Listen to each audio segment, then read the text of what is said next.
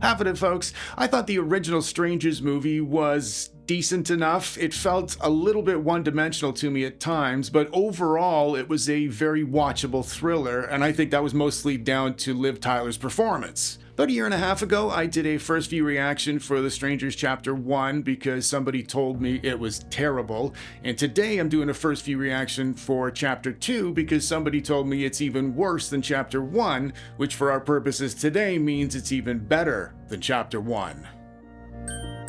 Going into these first few reactions, the only thing I know about the film typically is its logline. After learning that one of their victims, Maya, is still alive, three masked maniacs return to finish the job, and with nowhere to run and no one to trust, Maya soon finds herself in a brutal fight for survival against psychopaths who are more than willing to kill anyone who stands in their way. Loglines are supposed to be a concise, single-sentence summary of a movie's basic conflict, so based on what we've just read there, I have a feeling we're gonna have a very good time today, folks. One quick thing before we get started, I had something very special planned for this video, but after making a complete first-year rookie mistake and buying the requisite prop that I needed from the internet very close to Halloween, my genius idea arrived in the mail looking like this. So instead of having a menacing specter lurking over my shoulder throughout the video, one of the ghosts from Pac-Man showed up instead. Cheers, Angela, for the apt description. Let's go.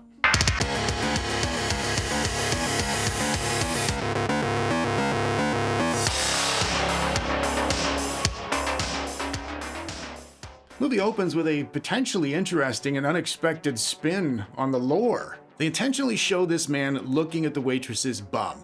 Then she reports back to whoever her accomplices are, we assume. Then she delivers the trademark "is Tamara here" back on the porch at that rental house from Chapter 1. And then while the girls are writhing like cats against a catnip statue in an actual cool mask, the bumlooker man is begging for his life and articulating some very detailed information about his family, with half of his guts already strewn across the forest floor, which is very macho. I'm digressing already. The point I'm trying to make. I know we're only getting started, but by intentionally showing the man objectifying the waitress's bum, are they suggesting they've been killing people who deserve it? Oh no.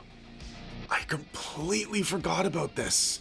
Kindly accept my preemptive, heartfelt apologies. If you've seen my Chapter 1 video, half of my jokes were about Madeline Pesci's lip fillers. Look, this is exactly what I'm talking about. She's been in that hospital bed for exactly 2.7 seconds, and all I can see is the fact she might be allergic to glazed donuts. I'm not going to make a promise that I'll probably end up breaking, but I will try really hard to stay focused on this story. Her acting is so bad. She's pretending to be devastated by the death of her gay wife.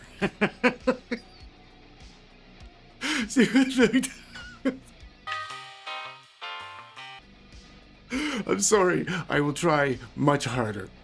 Then the great Richard Brake and whoever his cop partner is demonstrate how seriously they are taking this case. Every time Pufferfish Pesci finishes a sentence, they look at each other.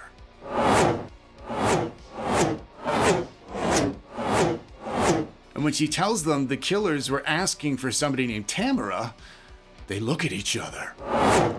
Again.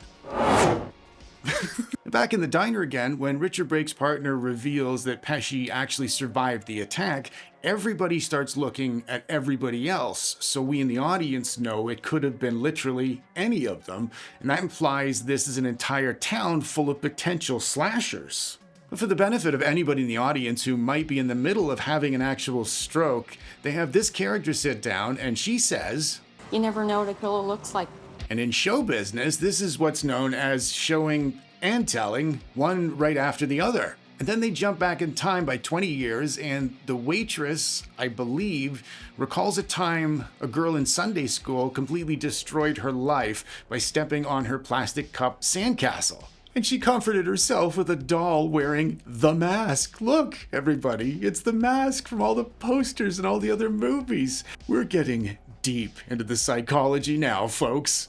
Now, it might feel like they have reverse engineered meaning into these otherwise meaningless masks in order to get a trilogy's worth of content out of what's essentially a 4th grade reading level premise. But we only think that because we don't understand the science of screenplays. And then Pesci demonstrates her acting range by showing us how to swallow tablets dramatically. And when she asks Nurse Danica who Tamara is, we can tell it's a touchy subject because of the subtle scoring that is not overdone at all. Who's Tamara? Nurse Danica brushes it off and tells her it's just an old ghost story, and then she leaves. And then whatever tablet they gave Pesci makes her think she's sitting next to her dead gay boyfriend. In my day, that tablet was referred to as $3 ecstasy from Harry, but this isn't about me and my mom's dodgy pills. And then she demonstrates the true inner strength of a realistic modern female lead who was nearly cut in half 48 hours ago when she does abdominal crunches to reach for her phone. And on her actual phone, the woman they cast to play her sister has red hair too, so the rest of her facial features don't need to match Pesci's at all. That's just known as efficient casting.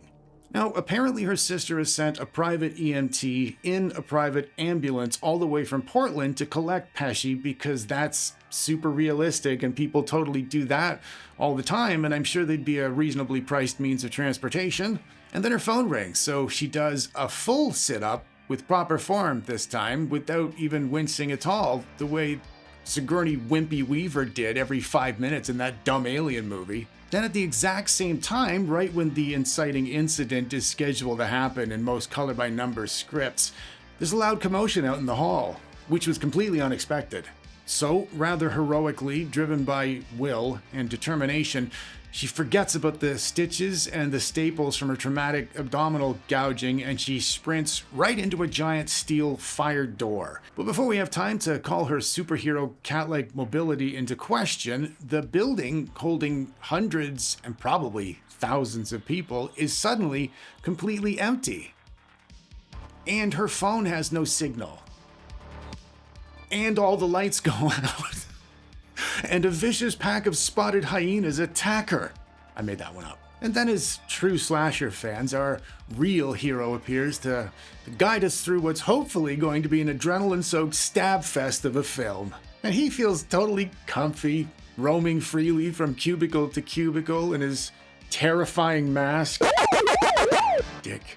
Carrying a 2-foot axe, finding no evidence of Pesci or any patients, actually, or even a single member of hospital staff holding a mop somewhere down the hall. And after looking for long enough to make us wonder if he's maybe in the wrong hospital, she throws some reverse psychology at us by running away at the exact moment he was guaranteed to see her, after hiding successfully for 7 or 8 straight minutes. But we can't judge her poor timing. She's lost a lot of blood, she's still shattered by the death of her gay boyfriend, and her lips are probably killing her.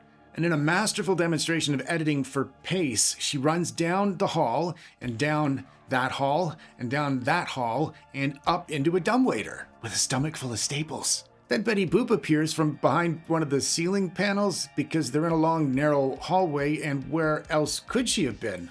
Then rather fortuitously for Pesci, the dumbwaiter closes itself over and brings her to an identical and equally empty hallway without her even having to push a button. And I can barely stand the tension. Is she going to run down this hallway as well? Is Betty Boop waiting with a knife in one of the overhead pipes? We just don't know. Even better, Masky Mark, or Marky Mask, appears at the end of the hall, and that forces her to run again, but in a different direction, which gives us some variety, and that's really nice of them. Then down in the guts of the hospital that is definitely open 24 hours and operating with no staff and none of the machinery working to keep the water running or the heating on, Pesci waits with perfect gold nail polish until he finds her. And then, by way of expert planning on her part, obviously, she hid where there was a detachable valve pressing into her hand, intentionally, and she gets away behind the cover of deadly steam. And she sprints down another hall and down some stairs, with a stomach full of staples. And she ends up in the morgue, where she climbs bravely into one of the old freezerinos next to her dead gay boy.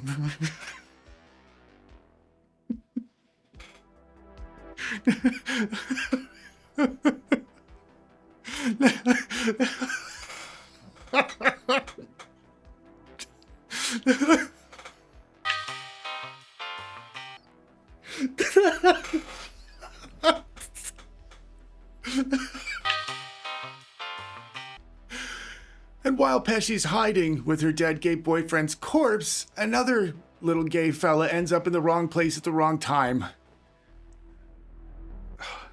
What happened to men in Hollywood? Who the hell defends themselves like that against anything? Never mind a masked baddie with an axe. You know who does? Your little sister and your aunt. Having said that, every one of my wee Irish aunties would have honey badgered his balls right about there. I think I figured out her crying trick. Most actors have a method to make themselves cry on cue. I heard Peter O'Toole used to put his hands up to his face so he could pull hair out of his nostrils. I bet when she has to cry, she just tries smiling because her lips are so full of the filler they can't facilitate the request and her eyes water from the pain.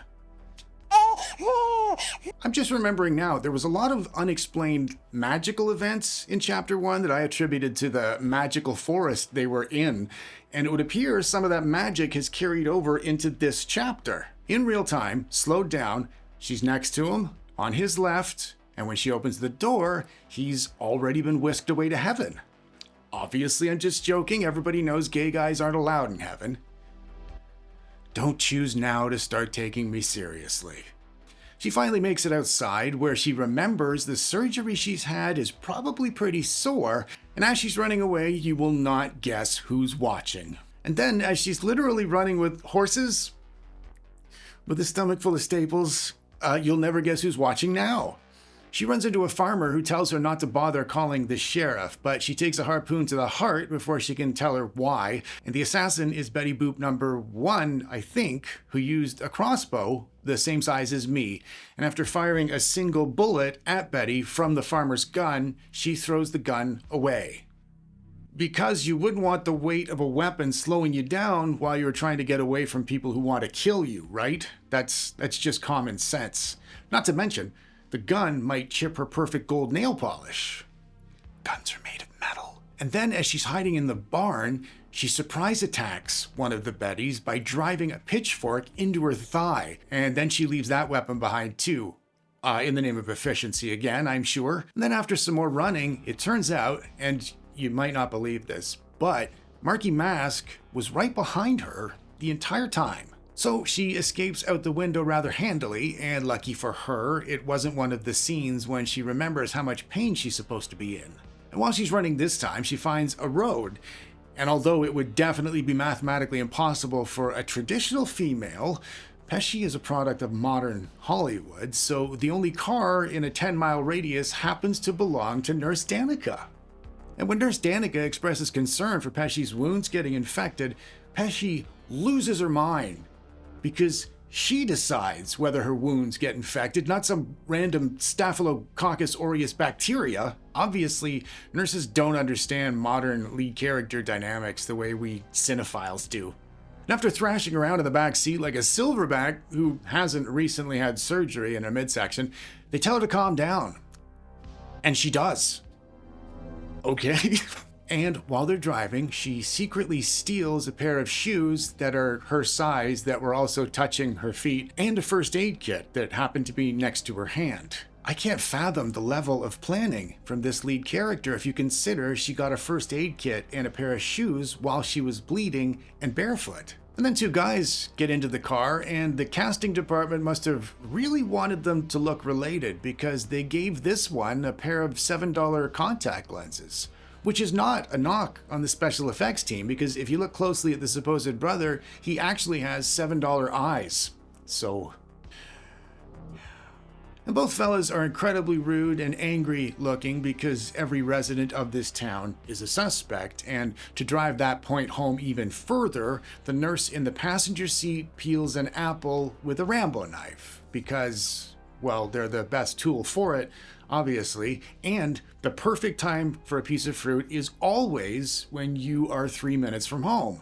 In Chapter 1, they defeated the laws of physics on several occasions, and my favorite time was when the girl on the porch refused to reflect any light. Now, obviously, both of us respect your individuality, but I'm afraid you're just not welcome here as long as you're identifying as a black hole.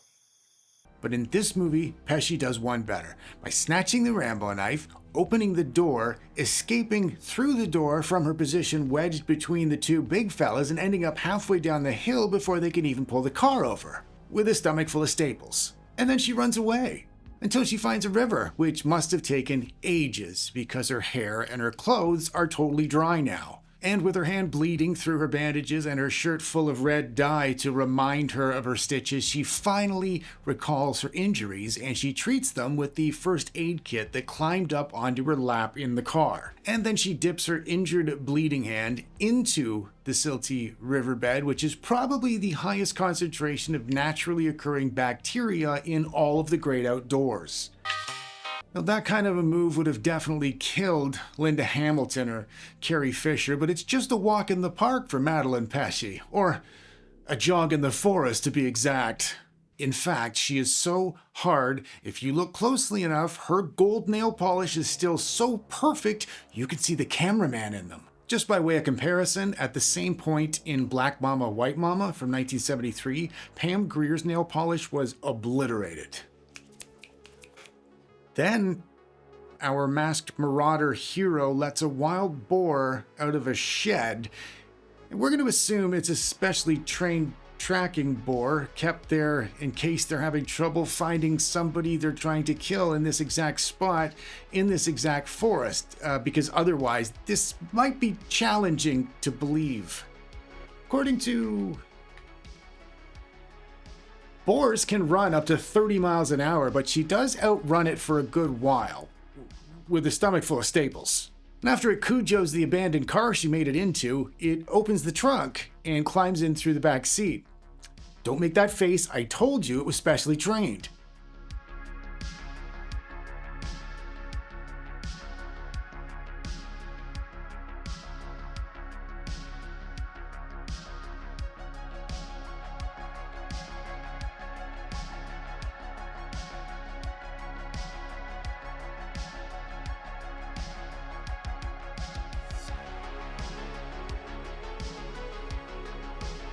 And after killing her first boar, Pesci is born again. Hard. Ooh, frickin' raw, with gold nail polish. And on seeing the dead pig, the waitress, we assume, flashes back 20 years again when they first started raising the piglets to be vicious man-eaters. And then she kills a mouse in her flashback because a simple Google search will tell you that's psychopathic behavior, and in this way, the writer is helping us to relate to these characters by reminding us of all the innocent small animals we killed in our childhoods. Meanwhile, back in the diner where Richard Brake and his partner eat 3 times a day, 7 days a week, the waitress comes over to their table. So, they... Gotcha. I didn't do it yet. They look at each other. And back in the forest, Pesci is demonstrating the intestinal fortitude of her leg as she just walks off the boar bite. According to... boars have been known to snap human femur bones, aka the longest, strongest bone in the human body, but Pesci's not about to let some male pig snap her thigh bone like some weak-ass Linda Carter from 1982, so she wanders around until she ends up back in the rental property from Chapter 1. And while she's devouring some chips from the cupboard of the rental property that nobody seems to ever take ownership of, you might be wondering why this rental property still has evidence tags scattered all around it like it's an active crime scene, because didn't the new stranger they killed in the forest in the opening scene stay here? Isn't that why the waitress was back on this actual porch asking for Tamara again? Well, these killers are methodical, if nothing else, so we can assume they killed the bumlooker man in the exact same manner they killed Pesci and her gay boyfriend. She grabs her gay boyfriend's bag and throws his hoodie on because that's what usually happens with crime scene evidence when somebody has been stabbed to death. And at the exact moment she's in the house, a police officer from Oregon State Internal Affairs shows up to save her, even though he had no idea she'd be in the house and she only realized it was the house when she bumped into it. But this is no normal cop. He's Internal Affairs. And Internal Affairs saves the day. For a second, until the girls show up with their crossbows. Betty Boop number 2, who took a pitchfork directly to the thigh just a few hours ago, is not even limping now. Wow, she is very resilient, isn't she? Isn't she resilient? So, Pesci takes off in the police car, which was fully functioning when the officer arrived in it 40 seconds ago, but fate has intervened again and blown a gasket, or done whatever causes brown smoke to billow out of a modern internal combustion engine. But she expertly guides the car up a hill to the closest resort. And who answers the door but Kevin contact lenses from earlier, and as per traditional etiquette, he shoots the bleeding, panicking young girl the dagger eyes she so clearly deserves. But her injuries must have been worse than we could have possibly imagined. I hate when they say that in movies, I hate it. But what they found in the forest was more terrifying than they could have possibly imagined. You can literally imagine anything. And the obligatory underwear shot from chapter 1 carries over too. And this girl is so hard there aren't even any marks on her shin, where the 600-pound boar thrashed her around like DiCaprio in The Covenant. And downstairs, she bumps into mean guy number 2, aka Robert Pattinson with a chip on his shoulder. And he acts even tougher with her than Kevin contact lenses did, which is very macho. Meanwhile, I forgot about him. The private EMT and his private ambulance arrive at the gas station from hundreds of miles away, and despite making it all the way there from hundreds of miles away without any assistance, he has to ask the gas station attendant how to get to the house now that it's only 2 streets away. And believe it or not, the gas station attendant gives him the dagger eyes too, because the men responsible for writing this movie, Alan Cohen and Alan Friedland, are a pair of one-dimensional, shallow spastics. That's not what I meant. That's not what I meant. I apologize. This movie is a bit longer than I thought it was going to be. And while Pesci's reading a text message, Robert Pattinson, with a chip on his shoulder, storms in carrying a huge knife because it's been nearly 3 minutes since somebody's threatened her with a huge knife. They have a back and forth in which he acts like they are the killers, and when she asks why they do it, he asks why there needs to be a reason, which I think is implying it's a random thing, which supports the logic from the original movie, but it goes completely against the flashbacks in this movie and everything that happened in chapter 1. Then Betty Boop 1, I think, tries breaking in with a knife, and that means everybody who's been treating Pesci like a dick was doing it because they're dicks. And once she gets the door shut, she realizes Betty Boop 2, I think, is standing behind her, and that means she scaled 3 floors up a wall outside and climbed in a window with pitchfork holes in her thigh. But she stabs Boop number 2 with scissors she happened to have in her hand, and then she leaps over Boop's massive knife instead of picking it up and thrusting it into the back of Boop's neck. And she locks herself inside Doctor Who's TARDIS bathroom for about a minute, and then she leaves the bathroom to find both nurses downstairs have been murdered to death.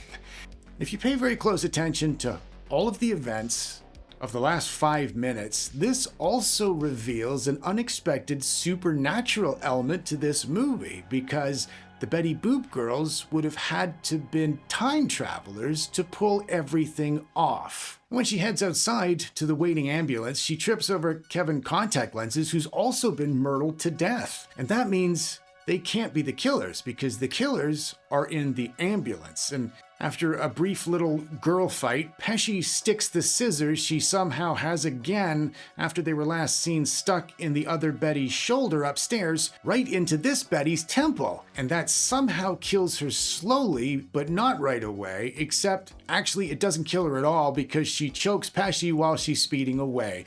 And that makes them crash. But our Pesci walks away from that crash like it was nothing. Like, like it was a mere pair of rusty scissors driven into her temple. And while she's checking Betty's identity, we are reassured her gold nail polish is still completely unchipped by all of the wild action in this horror movie, and that is reassuring. But then a truck comes, so she gets back to doing what she does best. And then we find out Betty is the waitress. We knew that. I think we knew that. The film ends on another flashback, except this time, a girl named Tamara is sneaking kisses from the young masked marauder, and the waitress isn't liking it, even though the waitress is dead and wouldn't be having flashbacks if it weren't for the unexpected supernatural time travel reveal from 10 minutes ago. When the waitress opens the door and asks if Tamara's there, before Tamara can answer, she gets smacked into oblivion with a stone. Then the young version of our masked slasher hero sits down next to the waitress, and even though he was kissing Tamara a few seconds ago and looking quite happy about it, he holds the waitress's hand and smiles in approval at what she's done with the stone. I suppose the movie closes by conveying the sensations and emotions of these characters in a way I haven't experienced in a very long time, if ever. Because after watching this ending, we all know exactly what it must feel like to have scissors driven into our temples. Until next time, folks.